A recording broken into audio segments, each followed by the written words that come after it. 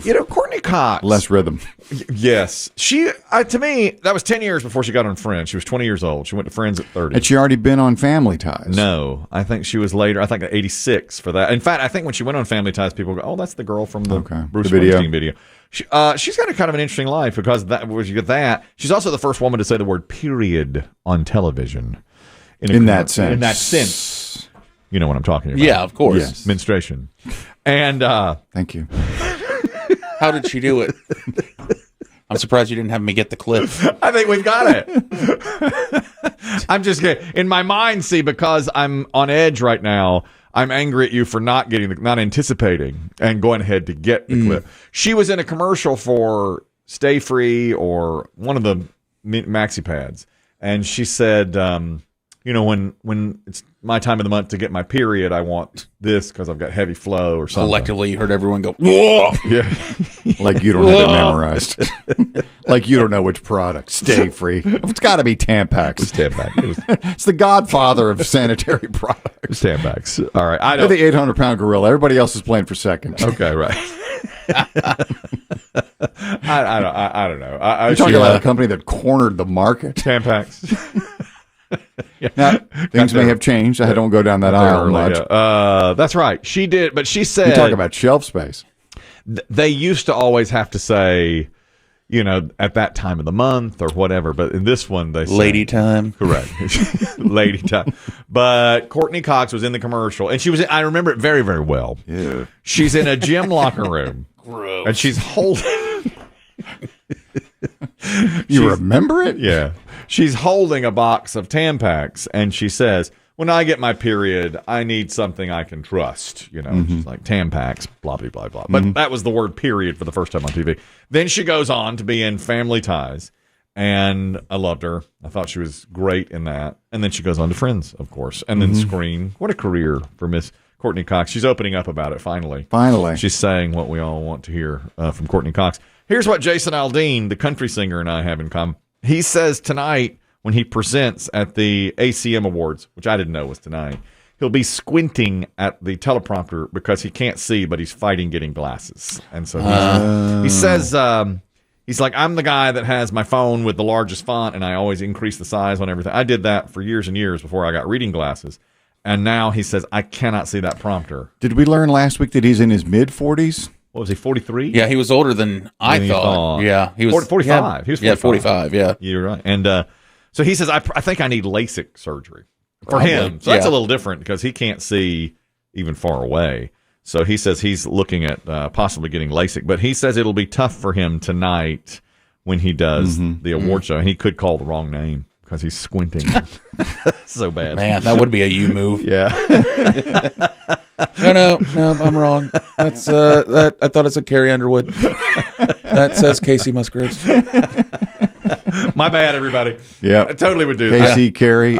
Absolutely. Give a guy a break here. The A-Train and I, my wife and I, are back and forth now too. For years, I have said, who is the most successful American Idol winner?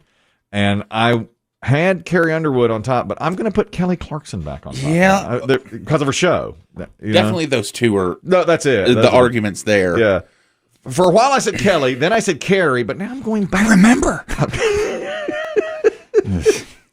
The question to me is, do you go musically or overall? Well, because you mean just showbiz career? If I say career, who's had the most successful career? I'm going to go Kelly because she's got the talk show now. Now, musically, it might be Carrie Underwood. She's won all the awards. And well, I'll tell you why. I was singing a Kelly Clarkson song. Apropos of nothing, I was singing a Kelly Clarkson song. What's her big one? Well, she's had many now. Since you've been gone. Yeah. That's the one I know. Yeah, since I've been gone. That's probably her biggest. But I did, I was singing the one that they made her sing on American Idol. I had a moment like this. Yes. You were God, after you choked at your pickleball tournament? Yeah. Teary-eyed on your way. Had to race home. I can remember it was also Lion King Day. True. We made it. Yeah. We made it. You couldn't even mourn correctly like you wanted to. I was in there. With the onion rings and Mick Ultra. Yeah. See, my wife said, like, my son was late scrambling to go to Lion King, and she goes, I'll tell you, we can never depend on you at a moment like this. And I went, at a moment There we go. Yeah. And I started singing it. And then my wife and I were batting back and forth on the way to see Lion King. Who's more successful, Carrie Underwood or Kelly Clarkson? And we both landed on Kelly because of her Because show. of the strength of the talk show? Have you watched it at all? No, but it's a success. Yeah. I mean, she's done well with it for sure. And we did make Lion King. A lot of people inquired about that too. That if you missed that, Lion King is on stage around us. And my wife had bought tickets for Saturday at 2:00, not realizing then, and through quirky scheduling, I had a pickleball tournament that morning. And my son had a basketball playoff game at 2:00. Rec league, just rec league stuff. But, it couldn't have worked out any better. The pickleball thing ended on time early. And then my son did miss one game, but they won the game. So he got to play at 5:00 or 6:00. They played later, so he played in that game. And then they won that one, so he played 2 games yesterday as well. Wow. So he kept on playing. They lost. They finally lost in the championship, but worked out really, really well, yeah. And Lion King was very, very good. And, it was... There's nothing like that show live. That's quite a show. To see that was a spectacular. I mean, the costuming and all that. You can't conceive it. Did you tear up? I was teary-eyed. My wife just crazy. Puddle? Yeah. Oh, yeah. From the beginning or the certain moments? Well, the beginning and the end. And Mufasa's demise. Spoiler. Yeah, we know. I think everybody knows. Right? Spoiler, but when Mufasa... How about that staging of that moment? Amazing. I wondered how they were going to do it because I've seen the movie and there's a lot to it. But they're drawing. Yeah, these are human beings. It's amazing. It really is. To do it on stage like that was something. By the way, if you want to get Disney Plus, this is right up along with that.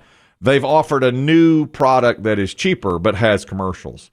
The regular Disney Plus is like $9.99. Yeah. It goes down to like $4.99, but it has commercials with it. Oh, they're calling it Disney minus? Yes. If you want Disney minus now.